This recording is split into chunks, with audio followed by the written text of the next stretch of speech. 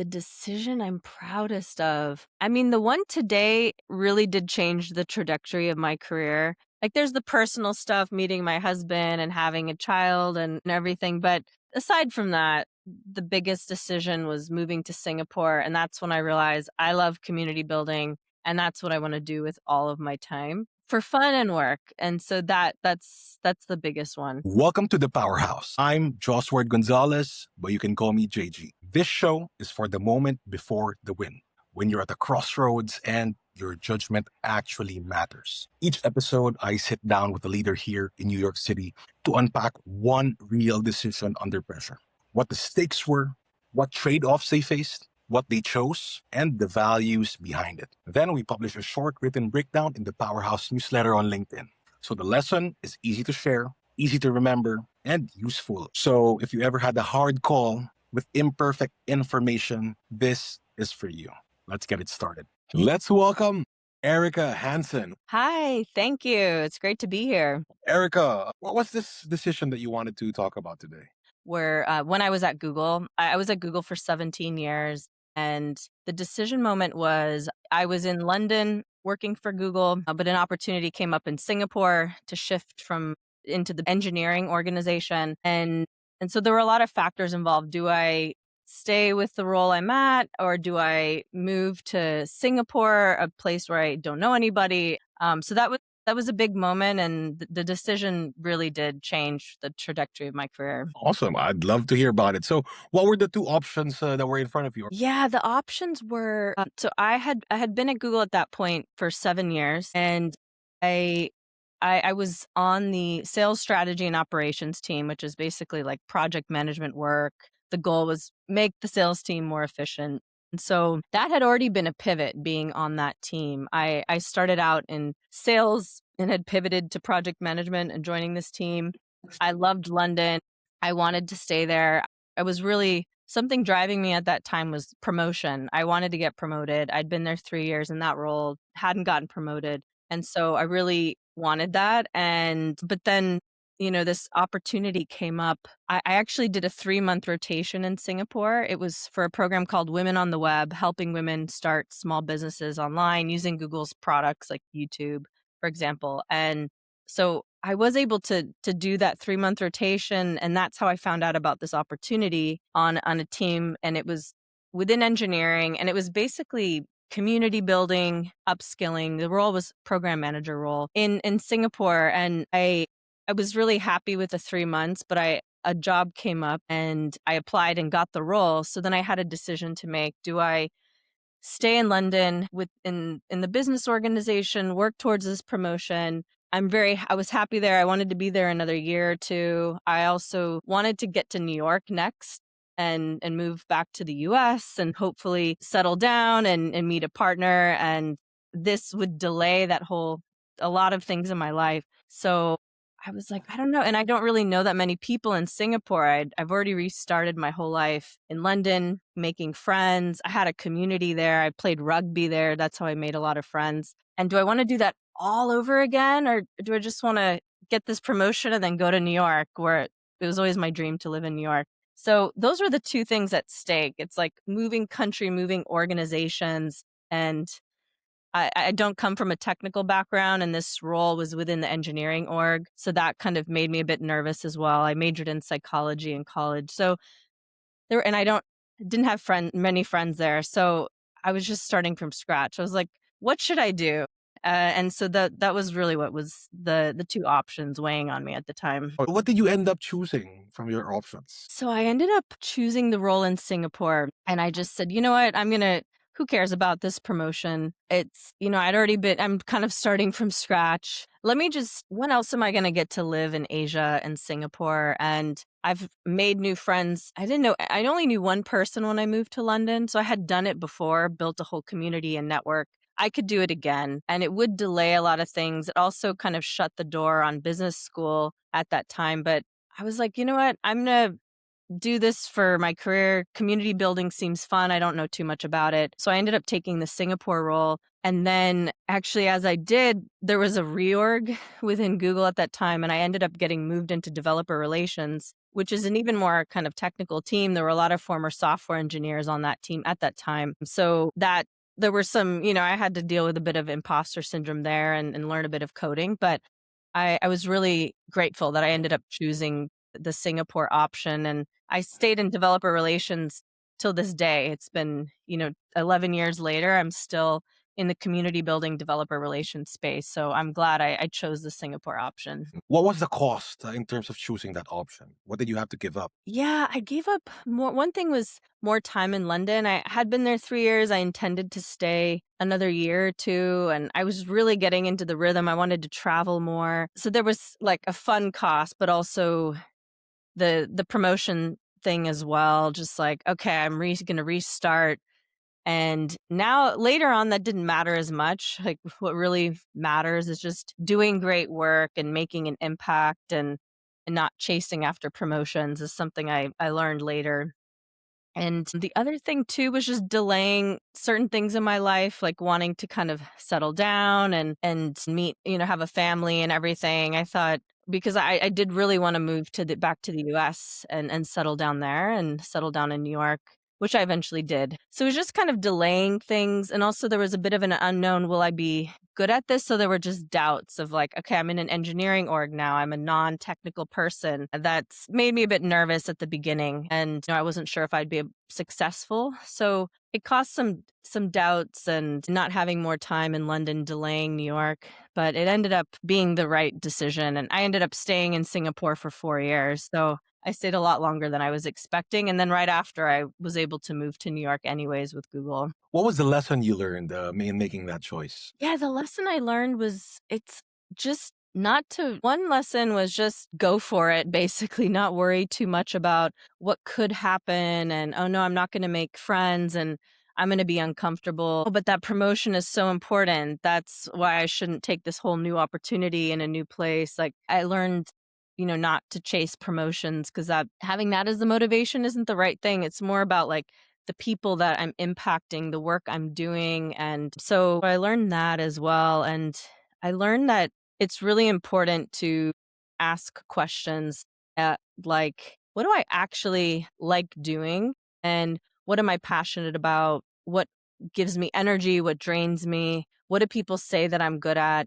And even talking to my manager about the job opportunity, when I was talking to her about work and just project management and sales strategy and operations, I was just kind of going through the list of things I was working on. And then I started talking about this opportunity and the Women on the Web program and meeting people in, Pakistan and upskilling, building communities. And when my energy just went up and she's like, whoa, I just noticed a big shift. So she was helping me with the decision making. She's like, your energy is just so different when you talk about your core job right now versus what you did in Singapore versus what you think you might do if you move there. She's like, I think that answers it for you. So I'm grateful to my manager at the time for seeing that energy shift. And also just one thing that was helpful is like asking friends and people who know me. I've done this a few times throughout my career, like even my parents, like what do you think I'm good at or where do I stand out or what are some things that have always kind of been there throughout my life? And one thing that kind of helped me figure out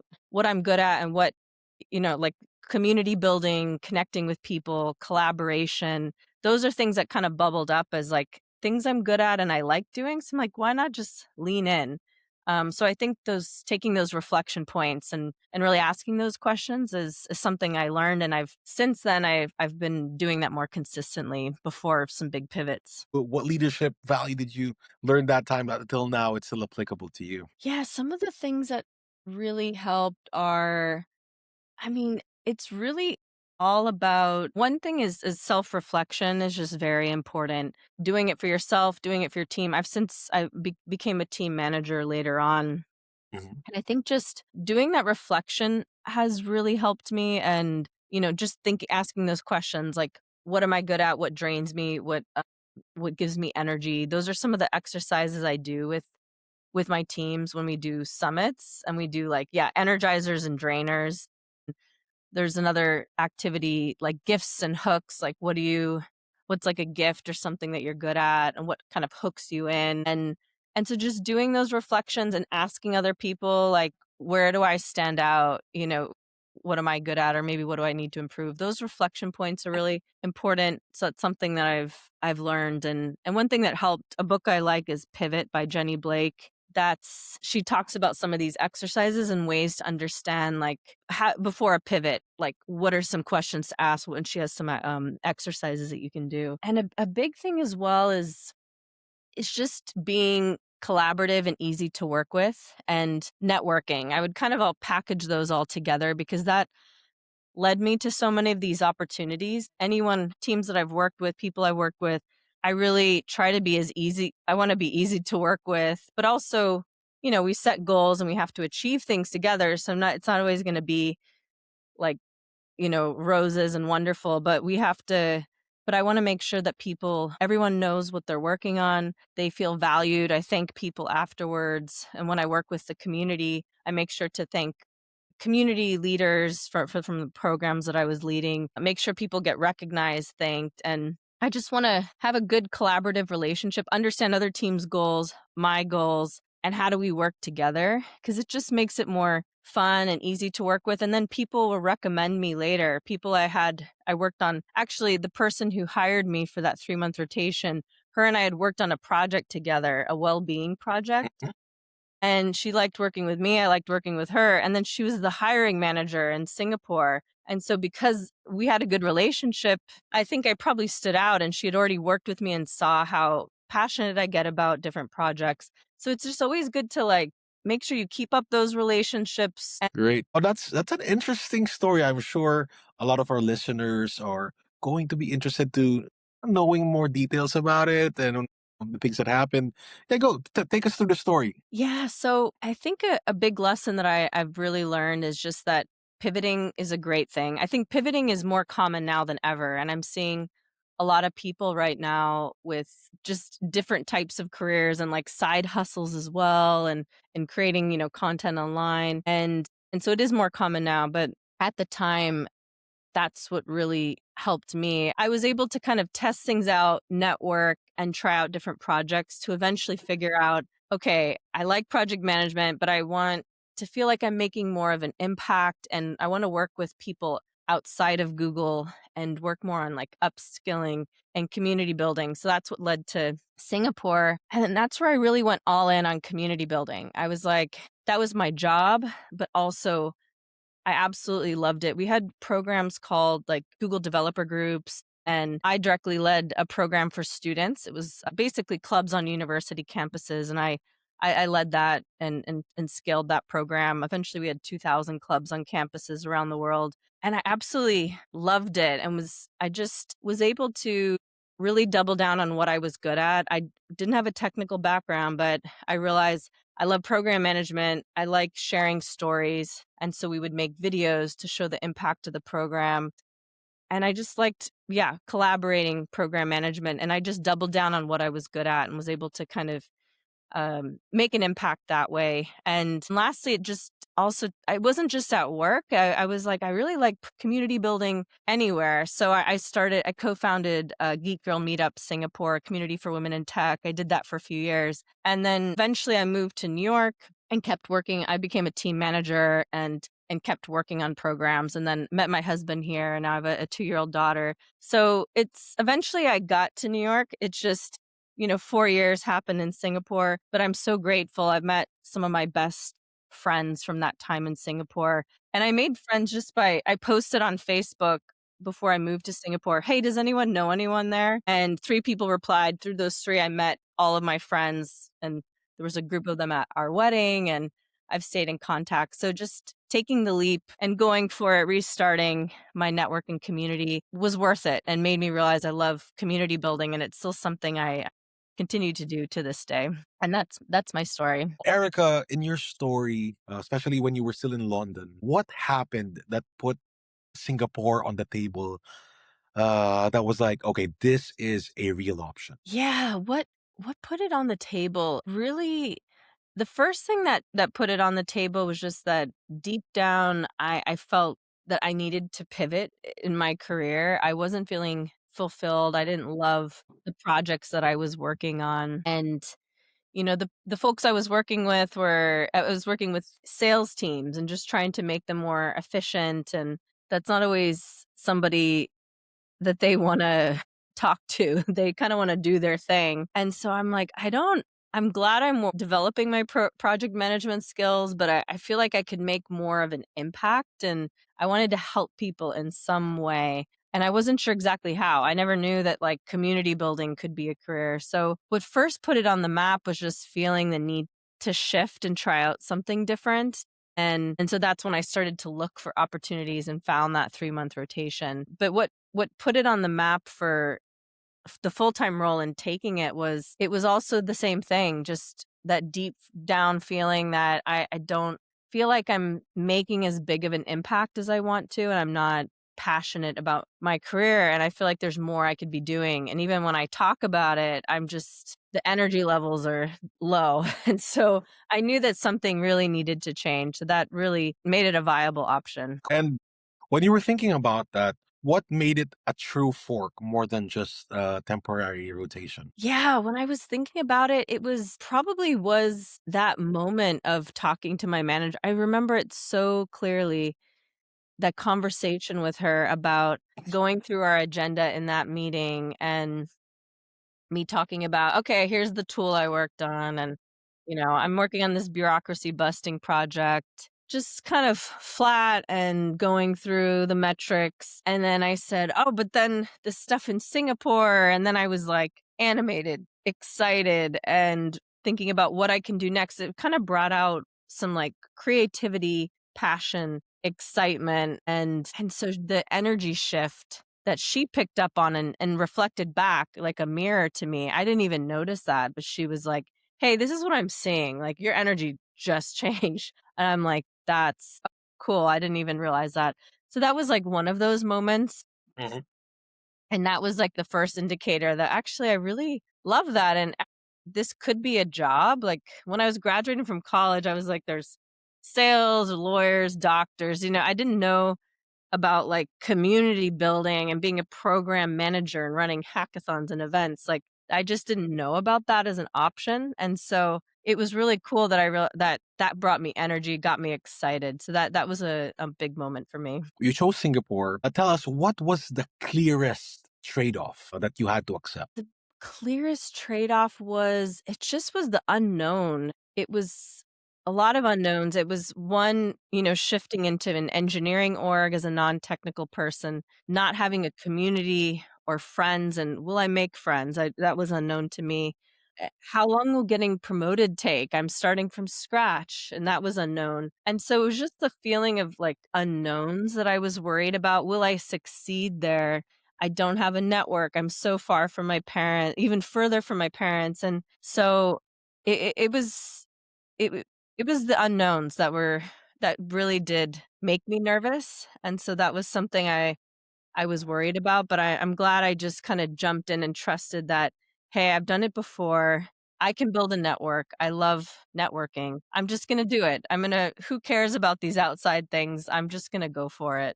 Tell us, like, maybe you have a tool. So, what did you use to decide anyway when you couldn't know how it would turn out? Yeah, the biggest thing is just trusting my gut instinct. To this day, I can be quite indecisive about things, and for big moments, I have kind of a network of people that I talk to, like my husband, for example, and my parents are a go-to. I have a few close friends, some folks from that I've met through community building.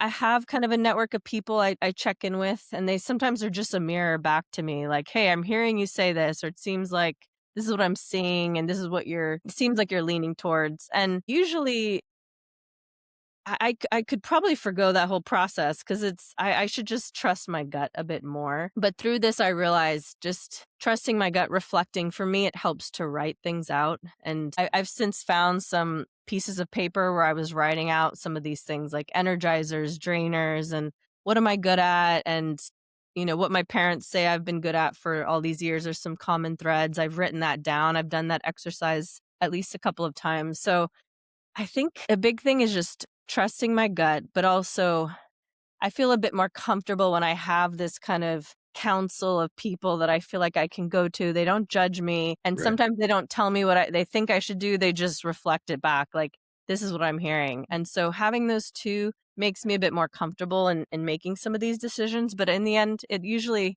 is just like what my gut instinct told me at the beginning, and I probably could have saved a lot of time. Great. Looking back, what's the single decision rule that you'd name that you still trust today? Yeah, the decision rule is I guess it would be that, just trusting your gut instinct, but I think it helps to reflect and write it down. For me, putting it like paper and pen and just like writing through it. Do to this day for certain decisions I write like pros and cons, and I have kind of like lists that I work with. And that just kind of helps throw out all the ideas because sometimes it just seems so jumbled and it's like, wait, what were the pros and cons, or how many are there extra pros or extra cons? So it just kind of helps like structure it. But at the end of the day, I do think, trusting your gut really helps. And even if you do have a trusted counsel, I mean, they have their own biases. Sometimes they kind of want to keep you like, I think, yeah, anyways, they just have their own biases that come up, but it's someone that's known you a long time. Mhm. So I think in the end, it can be helpful to have that, but really trusting your gut is something that I've learned to get better at. That it is like your own board of directors, and it's good to have like different characters within there. Like my husband to me is like he's always the go-to devil's advocate. Like he'll always kind of flip things over on its head. Like I'm like, this is the positive way of looking at it, and I'll talk through it. And he's like, but what about if that doesn't work? And what if it's like the negative side? Or he just kind of gives me the different sides of things, and not Right. everything is rosy and wonderful. So it's nice to have someone like that to kind of debate with, and kind of gets me to think through the process a little bit more. So I do find it helpful to have a devil's advocate person on the board of directors that I can go to and get differing opinions from. Erica, we're part one of the final moments in our program. What would be your final remarks to emerging leaders across the world who want to be part of the next generation of decision makers? What are your message to them? Yeah, but one message is just pivoting is a great thing. I think it's really helpful to reflect and think through, some of those questions that I was sharing earlier. What are you good at? What energizes you? And having those reflection points, and just start practicing early, like side projects. It could be at work, it could be outside of work. Like I'm working on community building outside of work right now. I'm running coffee networking events for people who've been laid off or job searching, and that's how we met. And so that's just to get the practice. So just having side hustles to get that practice, and it's okay to pivot and make changes. And the last thing is it's really people first. Like with the rise of AI, people are more and more wanting those authentic connections. They want to meet in person, they want to go to events. And so I would say just think about people first, the people you work with, having good relationships with them, networking, getting coffee with people at work, just understand what are they working on, how can you help them, supporting people proactively. And some of them will support you back when you really need it, especially when you've been gone through a layoff. So I think it's all about the people, especially with more and more AI. It's people are going to really value those and cherish those relationships. Quick fire questions for Erica about New York City. So let's say you just got off work. What's your go-to comfort meal? Yeah, my favorite meal is anything with mashed potatoes. I usually pick meals based on the sides. Mhm. It's like it could be chicken or steak or something, but I really actually just want the mashed potatoes. So anything with mashed potatoes, or I love Italian food, spaghetti bolognese. Love it. What's a great local spot that deserves more attention? I One of my favorite places is Artisan Cafe. It's a coffee shop in my neighborhood, and it's just so cute, and they have toys like a tea set and cappuccino machine for kids to play with, so my daughter loves going there, and they're just so friendly, it's very cozy. So, yeah, I love going there. I go there quite often. What's subway behavior should be illegal? Yeah, subway behavior. Ooh, that's a good one. I think I mean, one is when people don't give up seats for people who really need it. Like I've experienced that as being pregnant on the subway and people like Right. seeing the belly and not moving, and which is, I mean, it happens. Or somebody that clearly needs to sit. I think, and people, and if they notice, sometimes they pretend like they're not looking, but you can see the side eye. They're like, "Did they catch me?" So it's like, just get up and let the person sit. This person needs a seat, obviously. So, yeah, that would be one. If New York had a smell, how would you describe it? Yeah. Oh goodness. I do live near Central Park, so that's a nice smell. I love that there's so many parks nearby, but it does feel like smell like the city. There's trash and there's a lot of character on the subways. There is a distinct smell. There's trash around. That I just love the city. It's just part of the character. Love it. Last two questions. So you get 30 seconds with your 18-year-old self. What do you say to 18-year-old Erica? Yeah, I would say that would be right before college. I would have told myself just to do more networking in college. I had a lot of fun. I played rugby. I studied, but I I've learned the value of networking, connecting with people, staying connected, Right. supporting them proactively later. And I wish I had done more of that, just more effort towards networking and staying connected with people at that point. Got it. And complete this sentence, okay? So the decision I'm proudest of is. Ooh, the decision I'm proudest of. There's so many. I mean, the one today really did change the trajectory of my career. Like, there's the personal stuff, meeting my husband and having a child and everything. But aside from that, work related, the biggest decision was moving to Singapore. And that's when I realized I love community building. And that's what I want to do with all of my time for fun and work. And so that's the biggest one. Awesome. So that wraps it up. So Erica, where can the audience find you? And please plug your events. Yeah, on LinkedIn is a great place. I try to be active on there and reply to messages. Feel free to connect directly and send me a message. And the events I'm hosting, Coffee and Career Transitions NYC, it's on Luma. You can subscribe to the calendar event. I've done 3 of these monthly events for people who've been laid off or job searching or people who are hiring or just people who want to network. And we just meet for coffee. It's an hour in the morning, and hopefully you find other people that can support you, share job opportunities, and it's been fun. So I've had 3 of those, and I'm going to restart them in a couple of months. So I'd love to see people there. Awesome. Thank you so much for being here, Erica. It was great having you. And to our audience, see you on the next episode of The Powerhouse.